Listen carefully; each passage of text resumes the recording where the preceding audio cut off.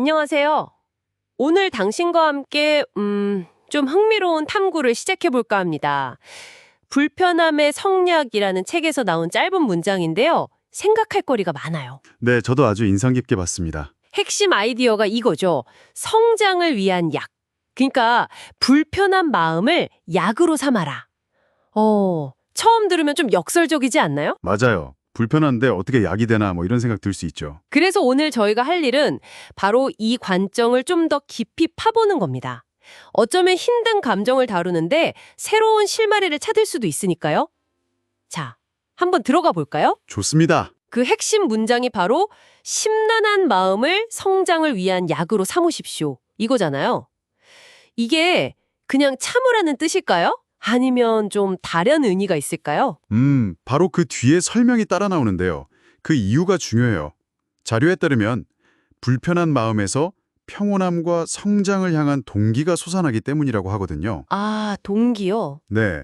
그러니까 불편함 자체가 끝이 아니라 몸과 다른 상태, 즉 평온함이나 성장으로 나아가게 하는 뭐랄까, 출발점, 동력이 된다는 거죠. 아하, 단순히 그냥 버티는 게 아니라 그 불편함이 뭔가 신호를 보내고 있다 이렇게 봐야 하는 거군요. 정확합니다. 네. 몸 아플 때 쉬어라, 병원 가라 하는 신호처럼 마음이 불편한 것도 어이, 뭔가 지금 바꿔야 해, 이대로는 안 돼 하는 신호고 그게 결국 우리를 움직이게 만든다 이런 말씀이시죠? 네, 맞아요. 그 불편함이 사실은 되게 중요한 정보일 수 있어요. 현재 상태가 뭔가 부족하다 혹은 다른 방향이 필요하다는 그런 정보요. 예를 들면요? 예를 들어 뭐 새로운 기술 배울 때 막 답답하고 좌절스럽잖아요. 아, 그렇죠. 네. 그게 연습 더 해야겠다 이런 동기가 될 수도 있고 아니면 사람들과의 관계에서 좀 어색함을 느낄 때 내가 소통 방식을 좀 바꿔봐야 하나 이런 성찰로 이어질 수도 있는 거죠. 여기서 진짜 흥미로운 건 그 불편함을 그냥 문제덩어리로만 보는 게 아니라 그걸 해결하고 더 나아지려는 뭐랄까 에너지원으로 삼는다는 거예요. 와, 에너지원. 그 표현 좋네요. 쓴작이라는 비유도 있지만 어쩌면 진짜 성장에 필요한 연료 같은 느낌일 수도 있겠어요. 네, 그렇죠. 연료. 이걸 받아들이면 우리가 살면서 겪는 크고 작은 어려움들을 대하는 태도 자체가 좀 달라질 수 있겠는데요. 네, 바로 그 지점입니다. 좀 더 크게 보면요. 이 관점은 실패나 힘든 일을 끝으로 보는 게 아니라 과정으로 보게 만들어요. 과정이요? 네, 불편하다고 해서 그냥 도망가거나 억누리려고만 하는 게 아니라 잠깐 이 감정이 나한테 뭘 말해주려고 하는 걸까 하고 질문을 던지게 되는 거죠. 이게 중요한 질문을 던져주는 것 같아요. 당신의 실제 경험 속에서는 이게 어떻게 연결될 수 있을까요? 혹시 지금 떠오르는 거 있으세요? 그렇다면 듣고 계신 당신에게 이 이야기가 지금, 이 순간 어떤 의미로 다가올까요? 혹시 지금 뭔가 때문에 마음이 불편하신가요? 그게 뭐든 간에요. 만약 그 불편함을 아까 말한 성장을 위한 약이나 성장의 연료로 한번 본다면요. 그 상황을 좀 다르게 해석하고 다르게 접근해 볼 여지가 생기지 않을까요? 어쩌면 다른 선택을 하게 될 수도 있고요. 결국은 이거 같아요. 관점의 전환. 불편함 앞에서 그냥 힘들어하고 주저앉는 대신에 그 안에 혹시 어떤 성장의 씨앗이 숨어 있진 않을까 하고 들여다보는 거죠. 네, 맞아요. 숨겨진 가능성을 찾는 거네요. 네. 그래서 마지막으로 이런 질문을 한번 던져보고 싶어요. 만약에 불편함이 정말 성장을 위한 약이라면 지금 당신이 느끼고 있는 그 특정한 불편함 있잖아요. 그 불편함은 구체적으로 당신에게 어떤 성장을 처방하고 있는 걸까요? 아, 어떤 성장이요? 네, 어떤 기술을 더 익히라는 처방일지, 아니면 어떤 태도를 바꾸라는 처방일지, 혹은 어떤 새로운 깨달음을 얻으라는 처방일지, 당신의 그 불편함이 당신을 어디로 나아가게 등을 떠밀고 있는지 한번 조용히 생각해 보시는 건 어떨까 제안해 봅니다. 네, 그 질문 정말 곱씹어 볼 만한 것 같습니다. 오늘은 여기까지 할까요? 네, 좋습니다. 안녕하세요. 오늘은 청취자께서 보내주신 상담사의 불안전함과 치유라는 글 일부를 좀 같이 보려고 해요.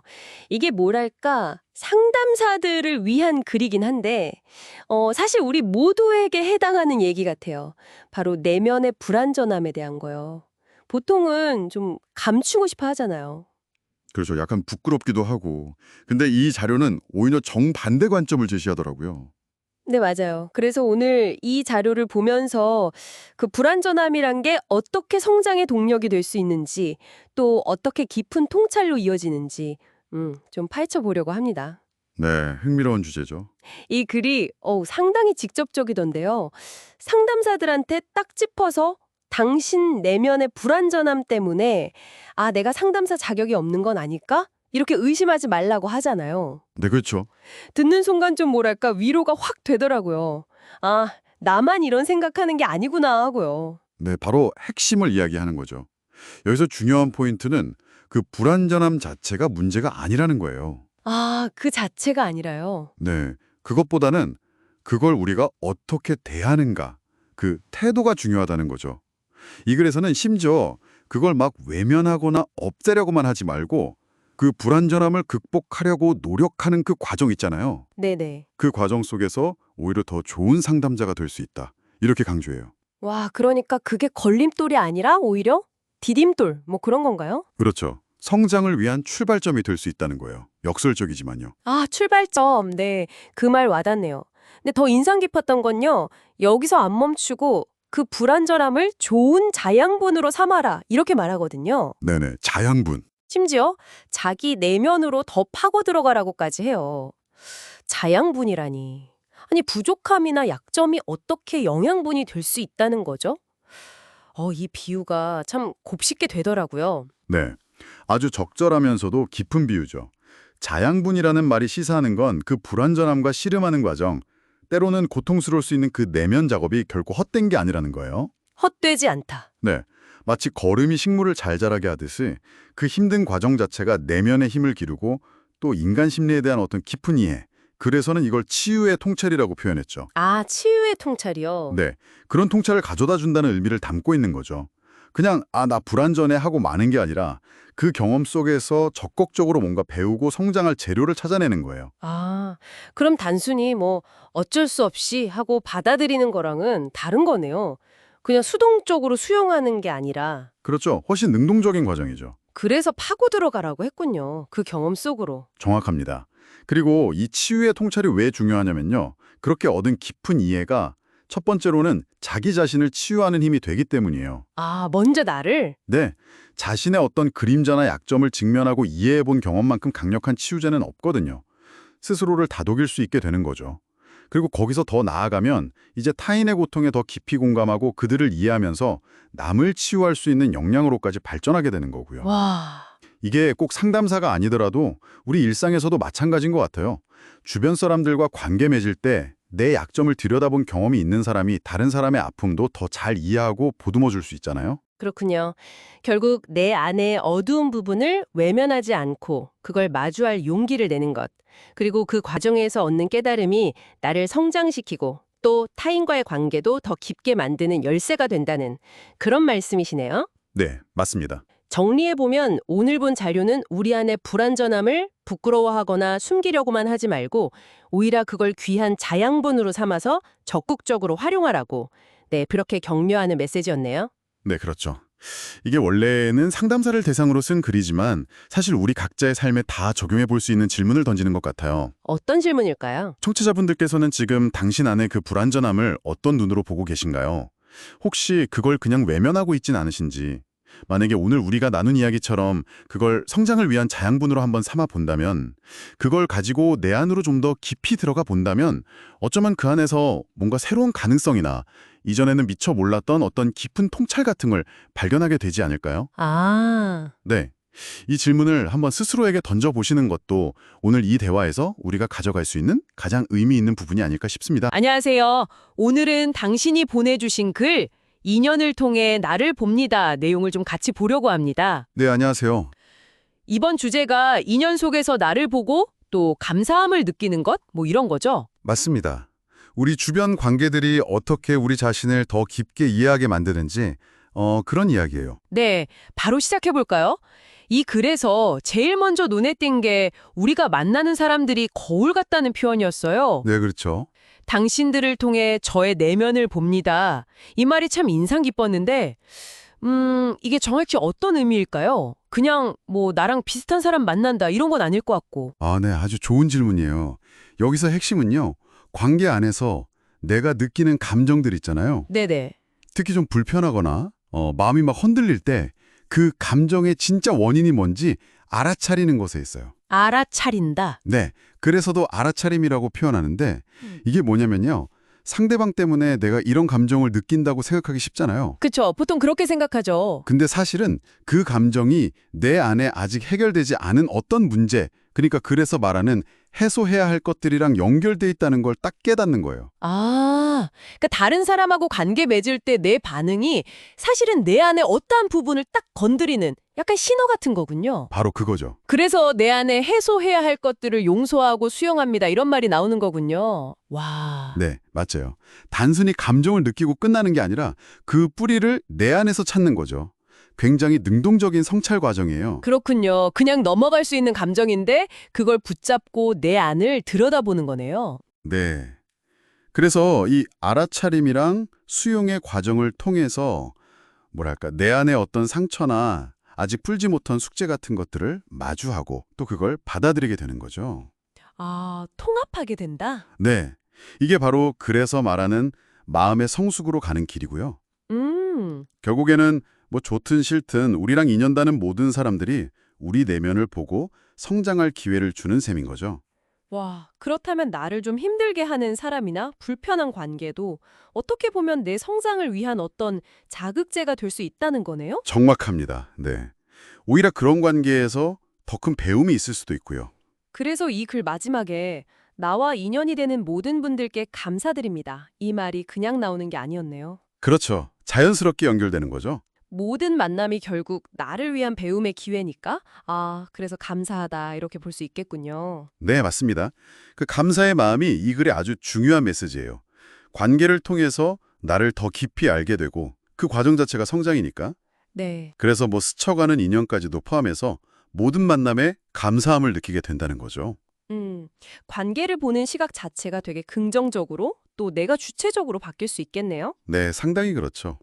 오늘 저희가 살펴본 내용의 핵심을 좀 정리해보면 관계라는 게 그냥 사람들 만나는 걸 넘어서 나를 발견하고 성장시키는 통로가 된다는 거. 맞아요. 그리고 그렇기 때문에 모든 인연에 감사할 수 있다. 이런 메시지군요. 네. 근데 여기서 한 걸음만 더 나가서 이런 질문을 던져볼 수도 있을 것 같아요. 오, 어떤 질문일까요? 이 글은 주로 타인이 나의 거울이 되어준다는 점에 초점을 맞췄잖아요. 네, 그랬죠. 그럼 반대로 생각해 보는 거죠. 나는 다른 사람들에게 어떤 거울로 비추고 있을까 하고요. 아, 관계는 서로 영향을 주고받는 거니까요. 이 질문은 뭐 자료에 직접 나오는 건 아니지만 우리가 관계 맺는 방식을 좀 더 깊게 돌아보게 할 수 있을 것 같아요. 와, 정말 흥미로운 관점이네요. 내가 다른 사람을 통해 나를 보듯이 다른 사람도 나를 통해 뭔가를 보고 있을 수 있다는 거. 그렇죠. 상호적인 거니까요. 네. 오늘 나눈 이야기들이 당신의 관계를 좀 새롭게 바라보는 그런 계기가 되었으면 좋겠습니다. 네, 저도 바랍니다. 그럼 오늘 탐구는 여기서 마무리하겠습니다. 감사합니다. 감사합니다. 살다 보면요, 다른 사람 말이나 행동 때문에 아니, 저 사람은 도대체 왜 저러지? 싶을 때가 참 많죠. 네, 그렇죠. 바로 막 비판하고 싶어지고요. 네, 오늘 저희가 살펴볼 자료가 바로 이럴 때 판단을 잠시 멈추는 그런 태도에 대한 글입니다. 아, 판단 유보요? 흥미로운 저제네요. 네, 그러니까 성급하게 비난부터 하기보다는 먼저 좀 이해해 보려는 마음을 여는 거. 이 판단 유보가 왜 중요하고 또 이걸 어떻게 해볼 수 있을지 자료를 보면서 좀 깊이 얘기 나눠보죠. 좋습니다. 너무 쉽게 단정 짓는 경향이 있으니까요, 우리가. 맞아요. 이 자료에서는 그 순간에 잠깐 멈춰서 다른 가능성을 생각해보는 몇 가지 관점을 제시하는데요. 첫 번째가 그거더라고요. 질문 던지기. 네, 그 부분이 저도 인상 깊었어요. 이해하기 어려운 상황을 딱 만났을 때 비난하는 마음 대신에 저 사람이 저렇게 하는 데는 혹시 어떤 이유가 있을까? 그렇죠. 혹은 저 사람은 왜 저런 식으로 행동할까? 이렇게 스스로한테 물어보라는 거잖아요. 네.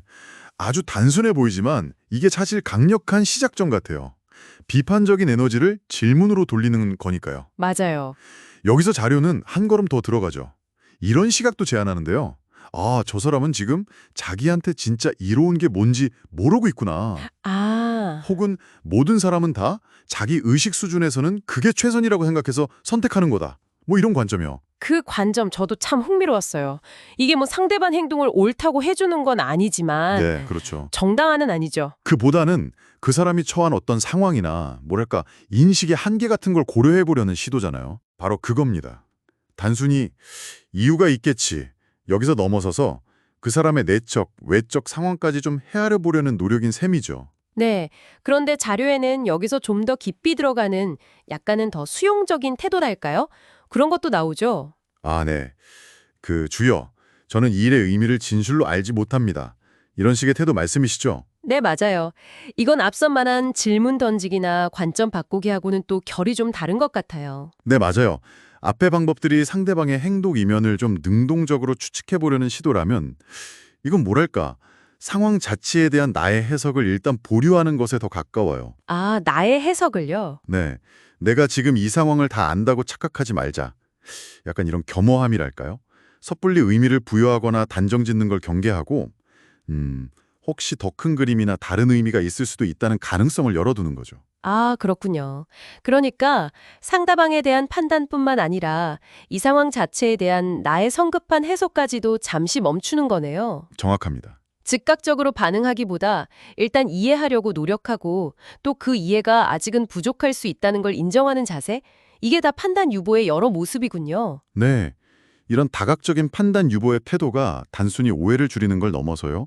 결국 당신이 불필요한 감정 소모에서 좀 벗어나고 관계나 상황을 더 넓고 깊게 보게 만드는 중요한 열쇠가 될 수 있다. 이게 이 자료의 핵심 메시지인 것 같습니다. 나를 세우기보다 왜 그럴까? 아, 그 사람 입장에서는 그게 최선일 수도 있겠다? 아니면 더 나아가서 나는 아직 이 일의 진짜 의미는 모른다. 이렇게 인정하면서 한 발짝 물러서는 거. 네, 그렇죠. 이 판단 유보라는 태도가 우리한테 생각보다 큰 마음의 여유? 또 지혜를 줄 수 있겠다는 걸 다시 한번 생각해 볼 수 있었네요. 맞습니다. 핵심은 그 즉각적인 반응이랑 성급한 결론 사이에 이해를 위한 공간을 의식적으로 만드는 거죠. 이해를 위한 공간이요? 네. 자, 그럼 마지막으로 청취자분들께 이런 질문을 던져보면서 마무리하면 어떨까 싶어요. 네, 좋습니다. 혹시 최근에 나도 모르게 누군가나 어떤 상황에 대해서 너무 빨리 딱지를 붙여버린 순간은 없으셨나요? 만약 오늘 우리가 이야기 나눈 판단 유보의 여러 생각들 중 하나라도 그때 적용했다면 당신의 생각이나 감정 또는 그 이후의 관계가 혹시 어떻게 달라졌을지 잠시 한번 떠올려 보시는 건 어떨까요? 네. 스스로에게 던져볼 만한 아주 흥미로운 질문이 될 것 같습니다. 안녕하세요. 오늘 저희가 함께 살펴볼 자료, 잘 섬기기 위한 도구라는 제목의 글입니다. 이 글이 우리가 하는 일을 통해서 다른 사람들을 어떻게 하면 좀 더 잘 도울 수 있을까? 이런 좀 본질적인 질문을 던지더라고요. 바로 핵심으로 들어가 볼까요? 네, 좋습니다. 이 자료가 처음부터 좀 흥미로운 질문을 던져요. 우리가 보통 일을 할 때 돈을 버는 것에 목적을 두잖아요. 근데 그게 아니라 이 일로 사람들을 어떻게 잘 섬길 것인가로 그 마음의 무게중심을 옮겨야 한다. 이렇게 좀 강하게 이야기하고 있어요. 아, 마음의 무게중심을 옮겨라. 어떤 일을 통해 돈을 버는 것보다는 그 일로서 어떻게 사람들을 잘 섬길지에 마음의 무게를 더 두시기 바랍니다. 딱 이 문장이네요. 와닿는 말인데 근데 현실적으로 또 돈을 완전히 무시할 수는 없지 않습니까? 그렇죠. 아주 중요한 부분인데요. 이 글이 돈 자체를 부정하라는 건 아니에요. 오히려 그 돈을 원하는 마음, 그 이면에 혹시 결핍감 같은 게 있는지 한번 들여다보라고 권하는 거죠. 결핍감이요. 그게 구체적으로 어떤 걸까요? 그냥 돈이 부족하다는 느낌? 그것보다는 좀 더 깊은 의미인 것 같아요. 단순히 돈이 없는 상태 말고요. 돈과 관련해서 우리가 가진 어떤 부정적인 감정이라든가 아니면 좀 왜곡된 생각, 믿음 같은 거 있잖아요. 예를 들면 돈 없으면 난 가치 없어. 라든지 그런 내면의 상태를 말하는 거죠. 아, 그러니까 돈을 원하는 것 자체는 괜찮은데 그 동기가 혹시 뭔가 부족하다는 느낌? 그런 불안감에서 온 건 아닌지 체크해보라는 거군요. 네, 맞아요. 바로 그거죠. 만약에 그런 내면의 결핍 같은 게 발견된다면 그걸 먼저 해소하는 게 중요하다. 이렇게 강조를 해요. 어떻게 연결이 되는 거죠? 그게 이 글의 좀 독특한 관점인 것 같아요. 그러니까 내 안에 그런 결핍감이 있으면 그게 우리가 다른 사람을 대하는 방식, 그들을 섬기는 어떤 질적인 측면에요. 거기에 직접적인 영향을 미친다는 거예요. 아무래도 좀 왜곡된 방식으로 섬기게 될 수도 있고. 와, 그렇군요. 보통 섬김하면 그냥 행동, 바깥으로 드러나는 것만 생각하기 쉬운데 이 글은 그 행동의 질을 결정하는 게 결국 우리 내면 상태다. 특히 돈과 관련된 이렇게 보는 거네요. 네, 정확합니다. 잘 섬기는 것하고 내면의 결핍 해소, 이게 사실은 분리된 게 아니라 아주 긴밀하게 연결되어 있다는 거죠. 그래서 이 글 제목이 잘 섬기기 위한 도구가 아닐까 싶어요. 아, 그 내면 상태 자체가 도구가 될 수 있다. 네. 진정으로 다른 사람을 잘 돕고 섬기려면 뭐 기술이나 자원도 중요하겠지만 그보다 더 근본적인 도구가 바로 이 결핍감에서 좀 자유로워진 건강한 내면 상태라는 거죠. 듣고 보니까 일의 의미를 정말 다시 생각해 보게 되네요. 단순히 돈 버는 수단을 넘어서 사람들을 섬기는 과정으로 일을 보고 또 그 섬김의 질을 높이려면 내 안에 돈에 대한 생각, 그 결핍감을 먼저 다스려야 한다. 이런 흐름이군요. 네, 맞습니다. 일과 돈, 그리고 타인과의 관계, 이걸 좀 새롭게 보게 만드는 글이죠. 여기서 한 걸음 더 나아가서 이런 질문도 던져볼 수 있을 것 같아요. 어떤 질문일까요? 이 글에서 말하는 내면의 정리? 그러니까 결핍감을 해소하는 것이요. 이게 그냥 뭐 개인적인 마음의 평화를 얻는 데서 그치는 걸까요? 아니면 정말로 우리가 다른 사람들을 더 잘 이해하고 더 효과적으로 섬길 수 있게 만드는 그런 구체적이고 실질적인 능력이나 기술 같은 게 될 수도 있지 않을까 하는 질문이죠. 아, 내면의 평화가 섬김의 기술이 될 수 있다. 이거 정말 깊이 생각해 볼 만한 질문인 것 같습니다. 이 질문을 한번 곱씹어 보시면서 오늘 이야기는 여기서 마무리하도록 하겠습니다. 안녕하세요. 오늘 저희가 함께 살펴볼 이야기는 외부와 내부의 발현이라는 글인데요. 핵심 아이디어가 상당히 흥미롭습니다. 바로 저 밖에 있는 것처럼 보이는 것들, 뭐 예를 들면 다른 사람의 모습이나 어떤 현상들이 사실은 내 안에 무언가가 밖으로 드러난 것일 수 있다는 생각이에요. 이게 어쩌면 당신이 세상을 경험하는 방식을 좀 다르게 보게 할 수도 있을 것 같은데요. 오늘 이 관점을 좀 깊이 파고 들어가 보려고 합니다. 이게 당신의 일상에 어떤 의미를 줄 수 있을지 같이 한번 살펴보시죠. 네, 안녕하세요. 이게 우리가 보통 나는 여기 있고 세상은 저기 밖에 있다. 이렇게 딱 나누잖아요. 그렇죠. 명확하게 구분하죠. 근데 이 글은 그 경계가 생각보다 훨씬 유동적일 수 있다고 말하는 거죠. 외부 세계가 그냥 배경이 아니라 뭐랄까 우리 내면이랑 계속 상호작용하는 거울 같을 수 있다는 거예요. 아, 거울이라는 비유가 확 와닿네요. 그래서 든 예시도 되게 구체적이었어요. 예를 들어서 직장에서 아주 무례한 손님을 만났다고 쳐요. 네, 보통은 저 사람 진짜 왜 저래 하고 말 텐데 이 글은 거기서 멈추지 않고 혹시 저 사람의 그 무례함이나 어쩌면 오만함 같은 게 내 안에도 있는 건 아닐까? 하고 질문을 던지더라고요. 내가 인정하기 싫거나 아니면 아예 몰랐던 내 안에 어떤 그림자 같은 거요. 누군가의 행동에 내가 유독 세게 반응할 때가 있다면 이 관점이 진짜 생각해 볼 거리를 주는 것 같아요. 바로 그 지점이에요. 그게 이 글의 핵심 통찰인 것 같습니다. 우리가 외부 대상, 그러니까 그 손님한테서 강하게 느끼는 그 부정적인 감정이나 판단 있잖아요. 네네. 그게 사실은 우리 자신의 내면 깊숙한 곳, 어쩌면 스스로도 잘 모르는 그런 무의식적인 부분하고 연결되어 있을 수 있다는 거죠. 적인 부분이요? 네. 그래서는 이걸 개인적인 무의식을 넘어서 그 칼 융이 말했던 집단 무의식하고도 연결될 수 있다고 봐요. 그러니까 인류가 보편적으로 공유하는 어떤 원형적인 이미지나 패턴 같은 거요. 아하. 왜 어떤 외부 자극이 다른 사람한텐 별거 아닌데 나한테만 유독 강하게 다가오는지 그걸 설명하는 하나의 실마리가 될 수도 있는 거죠. 와, 그렇다면 이런 불편한 경험들이 그냥 피하고 싶은 일이 아니라 오히려 나를 더 깊이 들여다볼 기회가 될 수 있다는 거네요. 그렇죠. 글쓴이도 이걸 내면 정화의 기회로 삼으라고 하던데요. 외부에서 일어난 일을 가지고 내 안에 무언가를 해소하거나 통합하는 계기로 삼는다니 되게 능동적인 태도 같아요. 맞습니다. 이 관점을 좀 더 확장해보면 외부 세계는 우리 내면의 상태, 뭐 생각이나 감정, 믿음 같은 것들을 비춰주는 일종의 스크린 같다고 볼 수 있어요. 스크린이요? 네. 그러니까 외부 세계에서 벌어지는 일들에 대한 나의 반응, 특히 감정적인 반응들을 잘 관찰하는 것 자체가 아주 강력한 자기 성찰 도구가 될 수 있다는 거죠. 어떻게 보면 불편함 속에서 오히려 성장의 기회를 찾는 좀 역설적인 지혜라고 할까요? 이게 듣다 보니 흥미롭긴 한데 한면으로는 이런 생각도 들어요. 아니 그럼 세상의 모든 문제가 다 내 탓이라는 건가? 하고 약간 반발심이 들 수도 있을 것 같거든요. 모든 외부 현상을 다 개인의 내면 문제로만 보는 건 좀 과한 해석 아닐까요? 아, 그거 아주 중요한 지적이신데요. 이 글의 의도가 아마 모든 외부 사건의 책임을 개인한테 돌리려는 건 아닐 거예요. 네. 다만 외부에서 일어나는 일에 대한 나의 주관적인 경험과 반응만큼은 내 내면과 깊이 관련되어 있을 수 있다는 점을 강조하는 거죠. 아, 사건 자체가 아니라 나의 반응이요? 그렇죠. 사건 자체보다는 그 사건을 내가 어떻게 받아들이고 어떤 감정을 느끼는지가 내면 성찰의 열쇠라는 의미에 더 가까워요. 그러니까 무조건 남 탓만 하기보다는 내 반응의 뿌리가 뭘까? 이걸 탐색해볼 기회로 삼아보자는 제안인 거죠. 그렇군요.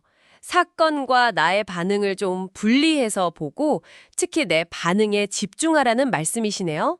자, 그럼 이 아이디어가 지금 이 이야기를 듣고 계신 당신에게는 어떤 의미로 다가올까요? 혹시 최근에 당신을 유난히 신경 쓰이게 하거나 감정적으로 좀 흔들었던 일이 있다면 이 관점을 한번 적용해 볼 수 있지 않을까요? 이 상황이 혹은 저 사람의 행동이 내 안에 무엇을 건드렸길래 내가 이렇게 반응하는 걸까? 하고 스스로에게 질문을 던져보는 거죠. 네, 핵심은 바로 그거예요. 외부에서 벌어지는 일을 내면 성찰의 재료로 삼는 태도, 외부 현상을 통해서 오히려 나 자신을 더 깊이 이해하고 내가 미처 몰랐던 내면의 모습들을 통합하면서 성장할 기회를 찾는 거죠. 이건 우리가 현실을 경험하는 방식에 있어서 상당히 주체적인 역할을 할 수 있다는 걸 보여주는 것 같아요. 오늘 저희가 함께 나눈 이 밖은 어쩌면 안의 반영일 수 있다는 생각, 당신에게는 어떤 질문을 던져주나요? 마지막으로 당신이 스스로에게 한번 던져볼 만한 작은 실험 하나를 제안하고 싶습니다. 만약 외부 세계가 정말 우리 내면을 어느 정도 비추는 거울이라면 이번 주에 의식적으로 내면에서 아주 작은 긍정적인 씨앗 하나를 심어보는 건 어떨까요? 긍정적인 씨앗이요? 예를 들면요? 네, 예를 들어서 일상에서 그냥 지나칠 수 있는 작은 감사함을 의도적으로 한번 찾아본다거나 아니면 자신이나 다른 사람을 향한 비판적인 목소리를 아주 조금만 누그러뜨려 보는 거예요. 아하. 그리고 그 작은 내면의 변화가 혹시 당신의 외부 경험, 예를 들면 주변 사람들과의 관계라든지 아니면 마주치는 상황들에 미묘하게라도 어떤 영향을 미치는지 그냥 호기심을 가지고 한번 관찰해 보는 거죠. 어떤 연결고리를 발견하게 될지도 모르니까요. 안녕하세요. 오늘 저희가 함께 이야기 나눌 주제는 바로 외로움입니다. 보내주신 자료 외로움에서 벗어나는 길의 일부를 보면서요. 외로움은 과연 어디서 비롯되는가? 이 질문에 대한 답을 좀 찾아볼까 하는데요. 이게 좀 흥미로운 게 이 글에서는 외로움이 다른 누구 때문이 아니라 오로지 자기 자신한테만 너무 집중해서 생긴다고 하네요. 이 부분 좀 더 파고 들어볼까요? 보통은 그렇잖아요. 아, 누가 날 좀 사랑해주면 덜 외로울 텐데 이런 생각들 저도 가끔 하고요. 근데 이 글은 그게 좀 틀릴 수도 있다고 지적해요.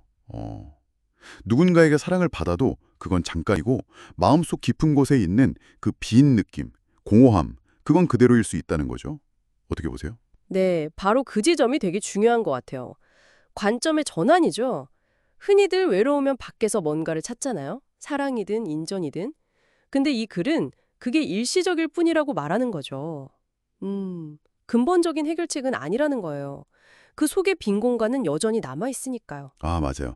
그래서 해결책으로 제시하는 게 사랑을 받으려고 막 애쓰는 대신에 오히려 사랑을 주는 거, 여기에 집중하라는 거잖아요. 구체적으로 방법도 두 가지를 이야기하고요. 첫째는 자기 자신을 먼저 좀 제대로 사랑해 주는 것. 그리고 둘째는 다른 사람들의 행복, 안녕, 이런 거에 진심으로 관심을 가져보는 것. 여기서 자기 자신을 사랑한다는 게 그냥 막연한 얘기는 아니고요. 그래서는 내 안의 생각이나 감정, 그러니까 내 마음에 좀 깨어있으라고 해요. 그걸 알아차리고 아, 내가 지금 이런 기분이구나, 이런 생각을 하는구나. 그러면서 좀 연민을 가지고 따뜻하게 대해주라는 거죠. 자기 마음 상태를 좀 민감하게 알아주고 따뜻하게 받아들이는 과정이랄까요? 네, 실질적인 조언도 되게 인상 깊었어요. 외로울 때 그 감정을 어떻게든 없애려고 하지 말고요. 그냥 받아들이라고 하잖아요. 아, 내가 외롭구나. 마치 내 안에 어린아이가 있어서 걔가 지금 외로워하는구나 상상하면서 그 감정을 이렇게 좀 다독여주고 이해해주라는 거. 네, 맞아요. 그리고 그게 또 신기하게 외부로 확장이 돼요. 글쓴이가 자기 경험을 얘기하는데 본인이 너무 외로울 때가 있었대요. 그때 오히려 막 지금 나처럼 외로운 사람들이 또 있겠지 하고 그 사람들을 막 상상하면서 마음속으로 격려하고 다독여줬다는 거예요. 그랬더니 신기하게 자기 외로움이 사라졌다는 경험을 했다고 하더라고요. 와, 자신의 외로움에서 벗어나려고 오히려 다른 사람의 외로움에 관심을 기울인다. 이게 처음 들으면 좀 역설적으로 들릴 수도 있겠네요. 그렇죠. 약간 모순 같기도 하고. 근데 이 글에서는 심지어 지금 당장 눈 감고 한번 해보라고까지 권해요. 그러면 바로 마음이 달라지는 걸 느낄 수 있을 거라고. 이게 그냥 이론이 아니라 실제 경험에서 나온 얘기라 그런지 더 와닿는 것 같기도 하고요. 자, 그럼 오늘 이 자료를 통해서 외로움의 근원에 대해 우리가 좀 얻어갈 수 있는 핵심 메시지, 뭐라고 정리할 수 있을까요? 결국 외로움이라는 게 어쩌면 자기 자신한테만 너무 갇혀 있을 때 깊어지는 거 아닐까? 그리고 그 해법은 오히려 시선을 밖으로 돌려서 다른 사람들에게 따뜻한 관심을 주고 사랑을 실천하는 데 있을 수도 있다. 뭐 이런 가능성 아닐까요? 네, 정확합니다. 외로움을 단순히 관계가 부족해서 외부 환경 때문에 생긴 문제로만 보는 게 아니라요. 자기 몰입이라는 어떤 내면의 상태로 다시 한번 정의를 내리는 거죠. 그리고 그걸 극복하는 과정은 먼저 내 마음을 알아차리고 연민하는 자기 사랑에서 시작해서 궁극적으로는 타인을 향한 진정한 관심으로 이어질 때 가능하다. 이렇게 제안하는 것 같습니다. 네. 마지막으로 오늘 저희 나눈 이야기를 바탕으로 청취자분들께 생각해 볼 거리 하나 남겨드리고 싶습니다. 만약에 외로움이 정말 자기 자신에게만 집중하는 데서 오고 그 해결책이 타인에게 사랑과 연민을 베푸는 거라면요. 오늘 하루 아주 잠깐이라도 괜찮습니다. 진심으로 다른 누군가의 안녕을 바라면서 작은 행동 하나를 해보는 건 어떨까요? 그 행동이 뭐가 될 수 있을지 한번 떠올려 보시는 시간을 가져보시면 좋겠습니다. 안녕하세요. 보내주신 자료들 보니까요. 우리가 왜 일을 하는가? 이 질문에 대해 좀 깊이 생각해보게 되더라고요. 오늘은 이 주제로 한번 이야기를 나눠볼까 합니다. 보통은 그냥 먹고 살아야 하니까 이렇게 생각하기 쉽잖아요. 네, 그렇죠. 대부분은 그럴 거예요. 그런데 보내주신 자료들은 조금 다른 이야기를 하는 것 같아요. 일하는 의도 자체를 사랑이나 자비 아니면 좀 더 크게 봐서 세상을 이롭게 하는데 둬야 한다. 이런 내용이더라고요. 흥미롭지 않나요? 좀 더 자세히 볼까요? 네, 맞습니다. 그게 핵심인 것 같아요. 바로 그 마음가짐의 전환이요. 단순히 생계를 위한 수단? 이걸 넘어서서요. 내가 하는 일이 다른 사람들한테 어떻게 좀 긍정적인 영향을 줄 수 있을까?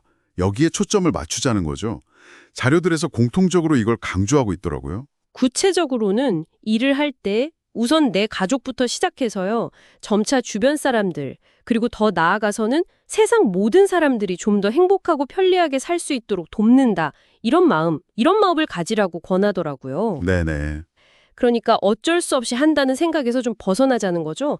좀 더 적극적인 의미를 찾는 거고요. 그렇죠. 여기서 이제 중요한 포인트가 바로 그 태도의 변화예요. 자기 이익만 생각하는 게 아니라 다른 사람을 먼저 생각하는 이타적인 태도요. 이타적인 태도. 네. 그리고 또 하나는 마지못해 하는 게 아니라 스스로 원해서 하는 자발적인 태도. 이 두 가지를 가지라는 메시지가 아주 강하게 느껴졌어요. 심지어 이런 관점도 있더라고요. 우리 몸 자체가 사실 수많은 생명들, 그러니까 세포나 기관들의 집합체잖아요. 네, 그렇죠. 근데 이 몸을 건강하게 유지하고 먹여 살리기 위해서 돈을 버는 그 행위 자체도 굉장히 숭고하고 이타적인 거다 이렇게 볼 수 있다는 거예요. 그것도 일리가 있네요. 네, 자기 자신을 돌보는 것조차도 어떤 의미에서는 기여라고 보는 거죠. 이것도 꽤 신선했어요. 맞습니다. 그렇게 생각의 범위를 넓혀보면 일의 본질이 좀 다르게 보이게 되죠. 네.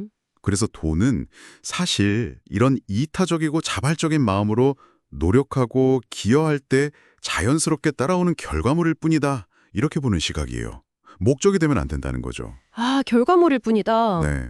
특히 그 자료에서 내 돈 그릇이라는 표현이 나오잖아요. 그게 참 인상 깊었어요.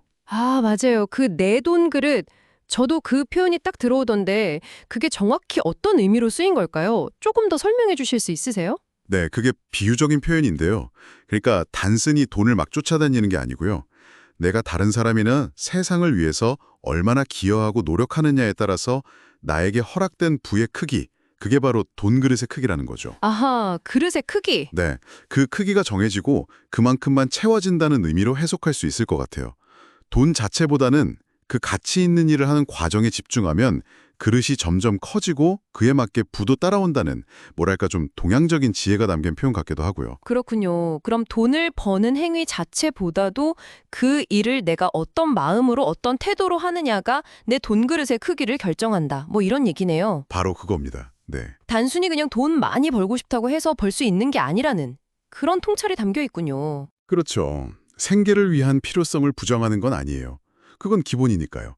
다만 그 너머의 동기를 한번 찾아보라는 거죠. 네, 너머의 동기. 내가 하는 일이 누군가에게 도움이 되는구나, 세상을 조금 더 좋게 만드는 데 기여하는구나, 이런 인식이 중요하다는 겁니다.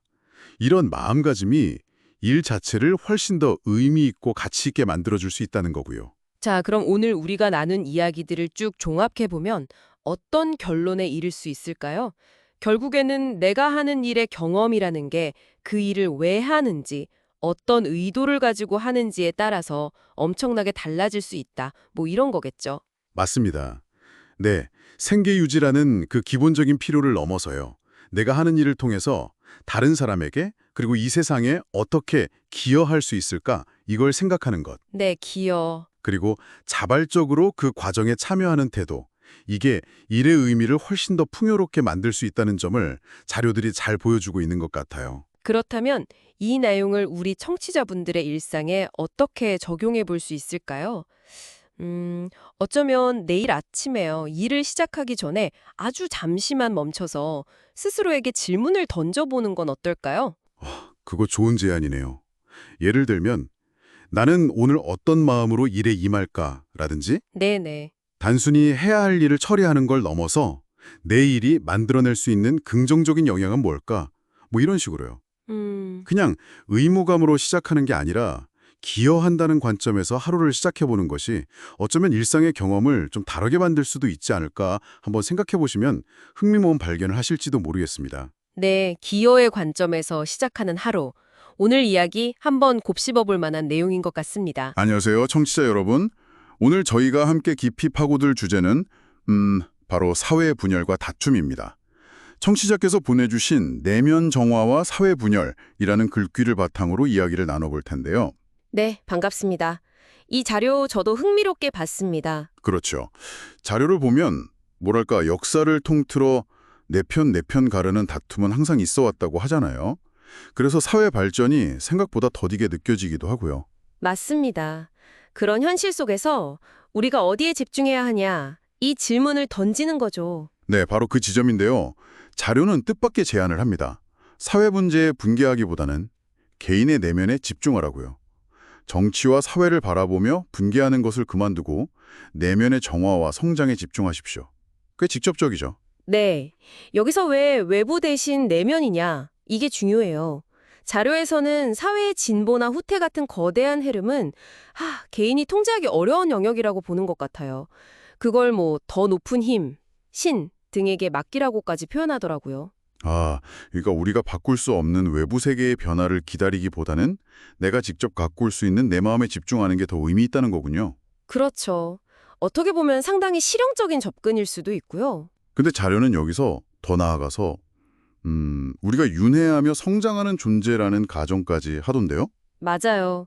그 관점에서 보면 사회의 분열이나 다툼은 과거에도 있었고 지금도 있고 뭐 심지어 미래에도 계속될 거라고 이야기합니다. 사회에는 분열과 다툼이 예전에도 있었고 지금도 있고 미래에도 있을 것입니다. 이 구절이 딱 그 말이네요. 네. 그래서 이 자료의 진짜의 핵심 주장은 이거예요. 밖에 있는 것들, 뭐 옳다 그르다 따지기 전에 먼저 자기 안에서 일어나는 다툼부터 해결하라는 거죠. 내 안의 다툼이요? 네. 밖에 시비 분별하기 전에 내 안의 다툼부터 끝내십시오. 이렇게요. 그리고 더 흥미로운 건 내 안의 다툼이 끝나면 밖에 있는 다툼을 더는 문제 삼지 않게 된다는 거예요. 내면의 다툼이 끝나면 밖의 다툼을 보지 않게 된다? 이게 무슨 뜻일까요? 그냥 외면한다는 건 아닐 텐데요. 그렇죠. 외면이라기보다는 내적인 평화가 세상을 보는 방식 자체를 바꾼다는 의미 아닐까요? 내 마음의 필터가 달라진다고 할까요? 그러니까 제 마음이 평온하면 똑같은 사회 현상을 봐도 예전처럼 막 분노하거나 괴로워하지 않게 된다는 그런 걸까요? 네, 그런 해석이 가능하죠. 외부 사건에 대한 나의 반응이 달라지는 겁니다. 청취자 여러분 중에도 혹시 비슷한 경험 있으신가요? 같은 상황인데 내 기분이나 상태에 따라 전혀 다르게 느껴졌던 경험이요? 바로 그겁니다. 내면 상태가 현실을 인식하는 데 아주 중요한 역할을 한다는 거죠. 그렇군요. 그럼 이 자료가 말하는 건 결국 끝없는 사회 분열 속에서 평화를 찾으려면 밖이 아니라 안으로 내면 정화와 성장에 집중해야 한다는 거네요. 네, 맞습니다. 외부와의 싸움보다 내면의 평화를 우선시하라는 메시지죠. 자, 오늘 이야기를 정리해 보겠습니다. 이 자료는 끊임없이 반복되는 사회적 분열 앞에서 개인이 취할 수 있는 자세로 외부 세계에 대한 분노나 개입보다는 내면의 성찰과 정화를 강조하고 있습니다. 네. 마지막으로 청취자 여러분께 질문 하나 던져드리고 싶어요. 만약 이 자료의 말처럼 내면의 평화가 외부 갈등에 대한 우리의 인식 자체를 바꿀 수 있다면요. 우리가 갈등이라고 부르는 것의 진짜 본질은 과연 무엇일까요? 그게 정말 우리가 싸워서 없애야 할 외부의 실체일까요? 아니면 혹시 우리 내면 상태가 바깥 세상에 투영된 그림자는 아닐까요? 아, 생각해 볼 만한 질문이에요. 외부의 문제인가? 내면의 반영인가? 네, 한 번쯤 곱씹어 보시면 어떨까 합니다. 오늘 저희 이야기는 여기까지입니다. 청취해 주셔서 감사합니다. 안녕하세요. 오늘 저희가 좀 깊게 파볼 주제는요. 행복하려면 꼭 뭔가가 있어야 한다는 그런 생각에 대한 겁니다. 당신께서 나눠주신 행복의 조건이라는 글을 좀 봤는데요. 이걸 바탕으로 이 믿음이 우리 행복에 어떤 영향을 미치는지 한번 같이 파헤쳐보죠. 글 시작부터 좀 인상적인 언급이 있었죠. 그 예전에 나의 해방일지 드라마 대사처럼 남자든 돈이든 뭐라도 있으면 신보는 좋아져. 내가 가진 게 뭐가 있니? 이런 맥락의 생각이요. 네네, 그런 생각들. 그러니까 이 글은 딱 그런 생각, 조건부 행복이라고 해야 할까요? 이게 있어야만 내가 행복해질 수 있다는 믿음, 이게 우리를 어떻게 좀 묶어둘 수 있는지 그걸 이야기하더라고요. 이게 과연 행복으로 가는 길일지 아니면 어쩌면 더 질지. 네, 그 조건부 행복이라는 개념이 참 흥미로운데요. 그렇죠. 자료에서도 이 조건부 행복을 쫓는 게 우리를 좀 뭐랄까 취약하게 만든다고 딱 짚어내더라고요. 맞아요. 왜냐하면 뭔가가 있어야만 행복하다는 건 뒤집어 생각해보면 그게 없으면 나는 불행할 수밖에 없다. 이렇게 스스로 선언해버리는 거잖아요. 그렇죠. 스스로 제한을 거는 셈이죠. 네. 그러니까 당신의 행복이 너무 외부 상황에 쉽게 흔들리게 되는 거예요. 그래서는 이걸 행복의 주도권을 그냥 넘겨주는 것 같다고까지 표현하고요. 그 지적이랑 연결해서 보면요. 자료에서 특히 좀 눈여겨볼 만한 게 그 조건이라는 것 자체가 가진 속성인 것 같아요. 아, 조건의 속성이요? 네. 그러니까 외부 조건이라는 건 본질적으로 계속 변하잖아요. 그리고 뭐 예고 없이 사라지기도 하고요. 그렇죠. 돈이든 사람이든 뭐든 간에요. 맞습니다. 근데 거기에 내 항복을 딱 걸어두면 이건 뭐랄까 날씨 따라서 내 기분이 막 바뀌도록 내버려두는 거랑 비슷하게 내가 통제하기 어려운 그런 불안정함을 그냥 안고 가게 되는 거죠. 그렇군요. 확실히 불안정한 기반 위에 행복을 세우려는 시도 같네요. 그래서 이 글은 좀 다른 방향을 보라고 제안하는 것 같아요. 행복의 초점을 외부 조건이 아니라 당신의 현재 마음 상태로 가져와야 한다. 이런 관점이죠. 네, 맞아요.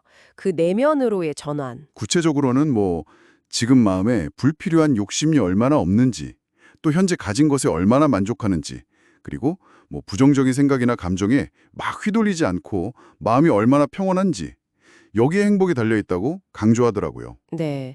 이 부분이 사실 그냥 이론적인 얘기가 아니라 실제로 마음을 좀 들여다보는 연습을 하다 보면 경험적으로 알게 되는 부분인 것 같아요. 아, 경험적으로요? 그렇죠. 뭐 외부 상황이 좋든 나쁘든 간에 내 마음이 좀 고요하고 만족스러우면 그 자체로 행복에 가까운 상태라는 걸 느끼게 되거든요. 이걸 좀 더 넓게 보면 행복은 결국 무언가를 가져야 하는 소유의 문제가 아니라 지금 이 순간 내가 어떤 상태로 존재하느냐 이 문제일 수 있다는 거죠. 아, 소유가 아니라 존재의 상태다. 네. 그래서 자료에서도 그 외부 조건을 바꾸려고 막 애쓰는 것보다 어쩌면 내 안의 평온함을 가꾸는 게 더 직접적이고 또 안정적인 행복으로 가는 길일 수 있다. 이렇게 얘기하는 것 같습니다. 자, 그럼 오늘 나눈 이야기들을 한번 정리해 볼까요? 우리는 행복을 위해서 어떤 특정 조건이 꼭 필요하다고 믿는 게 역설적이게도 우리 행복을 더 불안하게 만들 수 있다는 점을 봤습니다. 당신께서 공유해 주신 자료를 통해서요. 네, 그 조건의 역설이죠. 대신에 진짜 행복의 열쇠는 어쩌면 그런 외부 조건보다는 오히려 욕심 없이 현재에 만족하고 또 마음이 평온한 상태, 그런 우리 내면 상태와 더 깊이 연결되어 있다는 그런 통찰을 얻은 것 같아요. 이 내용들이 당신에게는 어떻게 다가오시나요? 혹시 당신의 행복 공식을 한번 새롭게 점검해 볼 그런 계기가 될 수도 있지 않을까 싶네요. 여기서 제가 한 걸음만 더 나아가서요. 이런 질문을 한번 던져보고 싶어요. 네, 어떤 질문이 있을까요? 만약에요, 당신이 지금까지 이것 없이는 난 행복할 수 없어 라고 굳게 믿어왔던 그런 외부 조건들 있잖아요. 그게 사실은 없어도 괜찮다. 혹은 없어도 나는 여전히 괜찮을 수 있다. 라고 진심으로 받아들일 수 있게 된다면, 그러면 당신의 삶과 행복이 어떻게 달라질 수 있을까요?